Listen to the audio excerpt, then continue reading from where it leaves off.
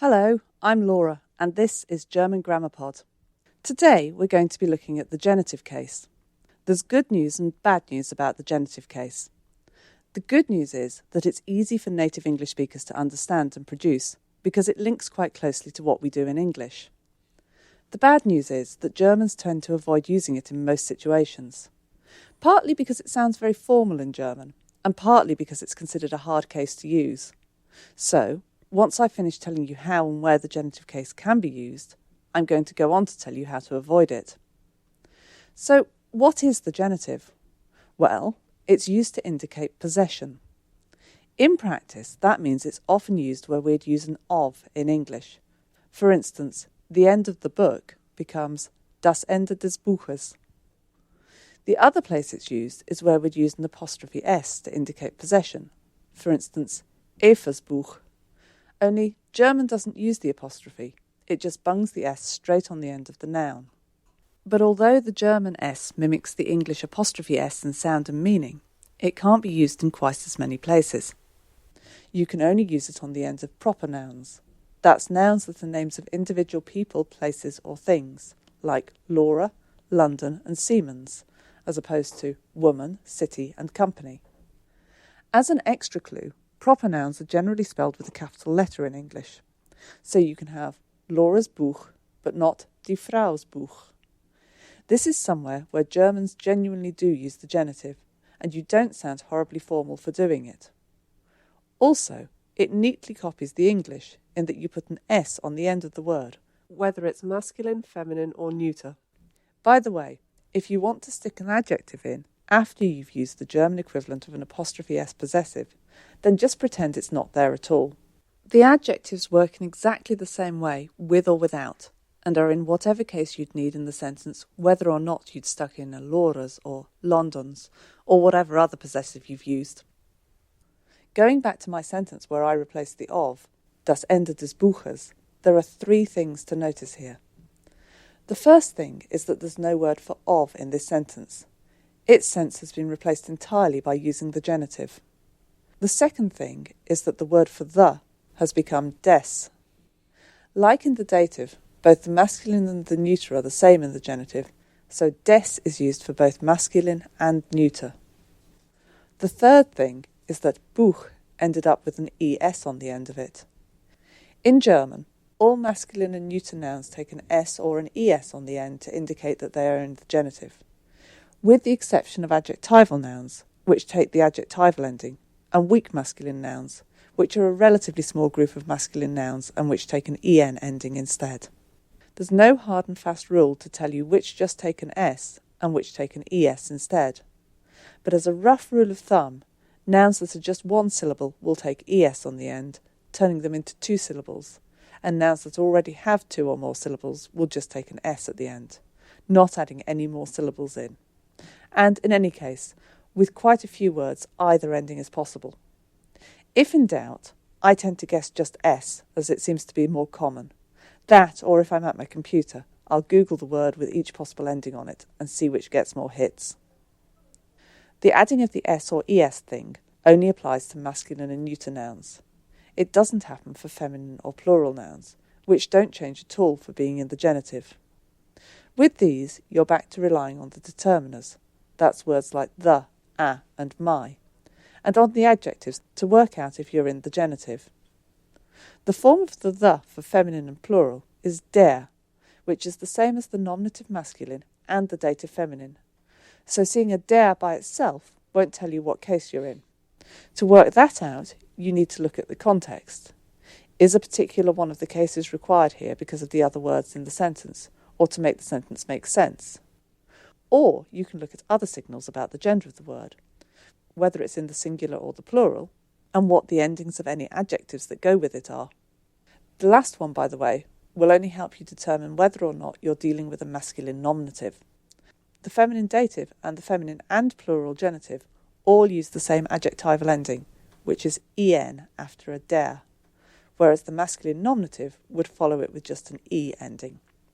As I already mentioned, the genitive masculine and neuter word for the is des, and this es ending is also repeated on the other genitive masculine and neuter determiners. So you get eines, which means a, keines, which means no, meines, which means my, and dieses, which means this. In the genitive feminine and plural, the word for the is der, and the er ending on this also appears on the end of all the other feminine and plural genitive determiners. So you get einer, meaning a, keiner, which means no, meiner, which means my, and dieser, which means this when used as a feminine, and these when used as a plural. Adjectives for the genitive don't quite follow the pattern that adjectives for the other cases do. If you followed the usual pattern, you'd expect masculine and neuter adjectives in the genitive that don't follow a determiner to end in the es that the determiner would have ended in. But in fact, these actually end in en, the same as if they were following a determiner. Feminine and plural adjectives work like you'd expect, though. When there's no determiner in front of them, they take the er ending that your determiner would have had. But when there is a determiner, like the masculine and neuter, these two end in en, so you get alten Mannes, alter Frau, alten Buches, alter Männer, des alten Mannes, der alten Frau, des alten Buches, der alten Männer. To sum up, this means that masculine and neuter nouns get an s or es on the end of them, and masculine and neuter determiners have an es on the end too. Feminine and plural nouns stay the same, and their determiners end in er. All genitive adjectives end in en, unless you're dealing with a feminine or plural where there aren't any determiners present, in which case adjectives end in er. See, I told you the genitive was easy. But Germans still don't like using it in normal spoken German. So how do you avoid it to make sure you sound like a German? Simple, they use a von followed by the dative instead. I always learnt that von primarily meant from, but it can also mean of instead, and that's exactly what Germans do use it to mean when they don't want to put a genitive in. So instead of saying das Ende des Buches, you say das Ende von dem Buch, von taking the dative, and therefore das Buch becoming dem Buch. Or, more likely, you'd say das Ende vom Buch, as von dem is almost always contracted to vom, unless you want to emphasise the dem. In other words, if you wanted to stress the end of that book, not this one. But that's not quite the end of the story. Like the accusative and the dative, the genitive governs some prepositions. That's words like with, on and between, and also some verbs. In other words, you use the genitive after certain prepositions and also for nouns or pronouns that are the subject of certain verbs. Very handily, quite a few of the prepositions have an of in the English translation of their meaning. So this is how I tend to remember that they're the ones that take the genitive. The most important prepositions which take the genitive are während, meaning during, wegen, which means because of, trotz, which means despite or in spite of, statt and anstatt, which mean instead of, außerhalb, which means outside or outside of, as I colloquialise it in my head to remind myself it takes the genitive, innerhalb, which means inside or inside of, as I colloquialise that one to myself, oberhalb, which means above. I think above of might be pushing it for that one. Unterhalb, which means below. I'm not even going to go there with the ofs on that one. Then there's diesseits, which means this side of, and jenseits, which means beyond.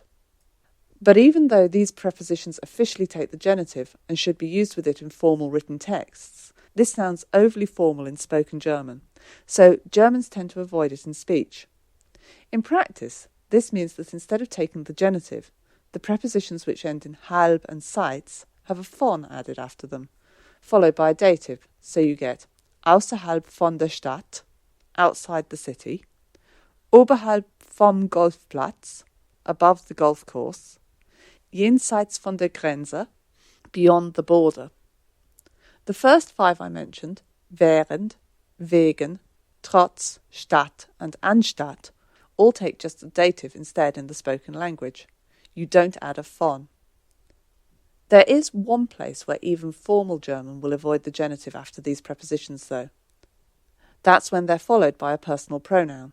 That's words like me, you, and us. The genitive forms of the personal pronouns are the same in their form as German's possessive determiners. That's words like my, your, his, etc. Except the genitive personal pronouns all have the ending er. So you get meiner, deiner, seiner, ihrer, euer, and unser. But don't be fooled. The genitive personal pronouns don't mean the same as my, your, his, hers, etc. Rather, the genitive personal pronouns mean me or of me, you or of you, and so forth. But I digress. I wanted to tell you how to avoid them after prepositions that take the genitive.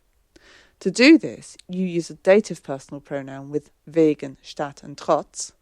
During me makes no sense anyway, so that's not an issue. And you insert a von after the prepositions where this is an option, and then you use the dative after that. But be careful, that's just if you're using a personal pronoun after a preposition. If you're using a noun after one of these prepositions in a formal written text, then you would use the genitive. By the way, for those of you who need to write some impressive sounding formal German in an essay, here are some of my favourite prepositions that take the genitive that are perfect for essays. Angesichts, meaning in view of, anstelle, which means in place of, betreffs and bezüglich, which both mean with regard to, einschließlich, which means including, and ausschließlich, which means excluding. Moving on to the verbs that take the genitive, there are some that just take a genitive and some that take an accusative and a genitive.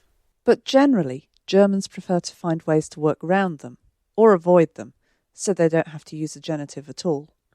For instance, some of the verbs which take the genitive can be used together with the preposition, instead of with a genitive, such as sich erinnern, which means to remember.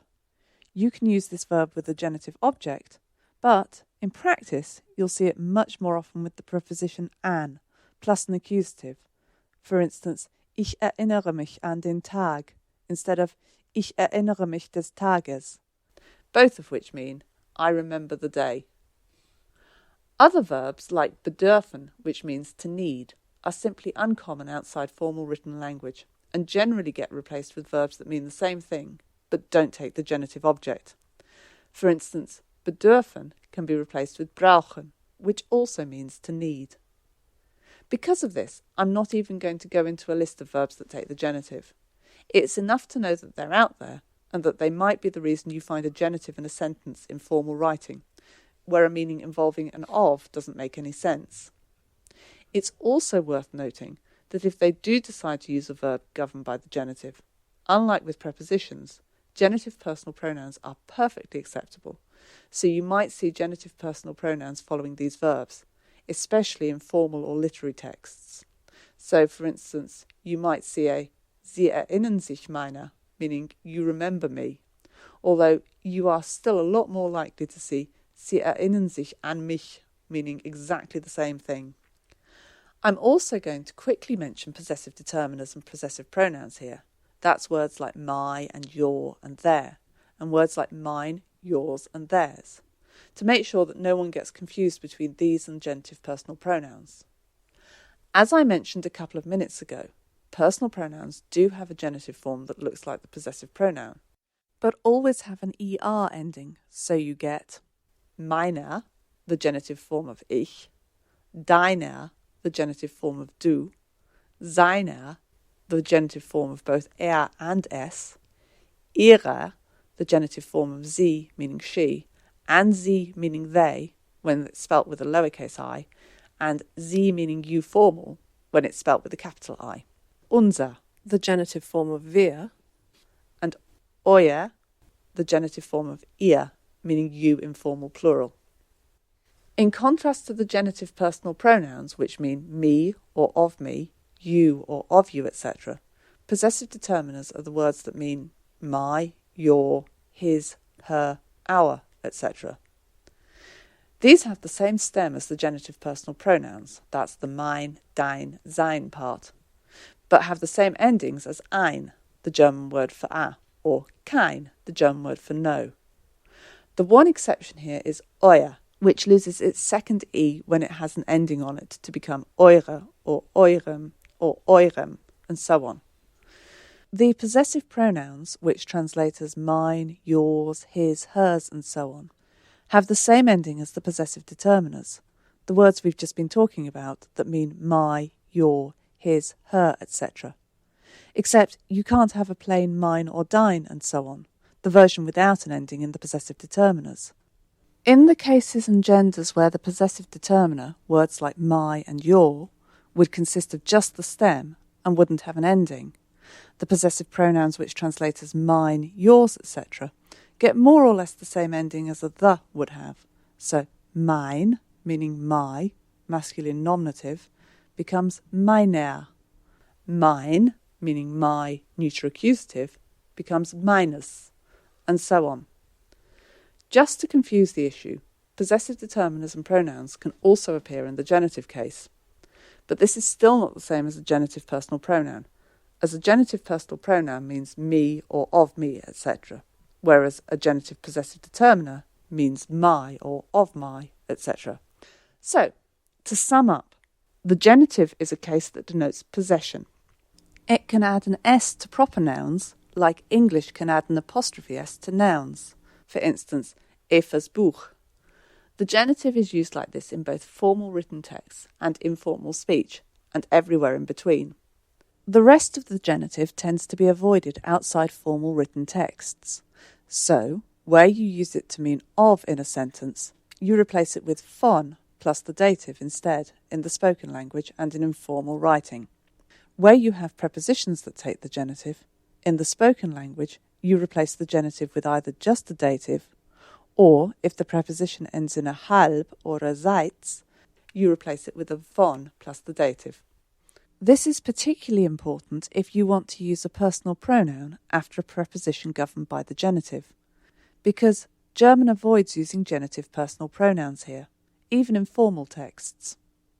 There are also some verbs that take the genitive, but these are generally avoided, either by using another verb with the same meaning, or by using the verb together with a preposition, where that's possible for that verb. The genitive adds an S or ES on the end of masculine and neuter nouns, but feminine nouns and plural nouns don't change. The masculine and neuter form of the in the genitive is des, and the masculine and neuter form of a is eines. The feminine and plural form for the in the genitive is der, and the feminine form of a is einer. All masculine and neuter adjectives always end in en in the genitive. Feminine and plural ones also end in en if there's a determiner, but end in er if there isn't. Well, that's it for German GrammarPod this time, and we've made it all the way through the cases, although I will be coming back to them whenever they're relevant to future topics I'm discussing. If you'd like to see a transcript of this episode or relevant tables, you can visit my website at sites.google.com/site/GermanGrammarPod. If you'd like to contact me, you can email me at germangrammarpod@yahoo.co.uk. You can also subscribe to the German GrammarPod podcast that these videos originated from through iTunes or by visiting germangrammarpod.blogspot.com. If you'd like to be notified when I post new videos, then click the subscribe button under this video. Well, that's it for this time, so thanks for listening, and until next time, goodbye.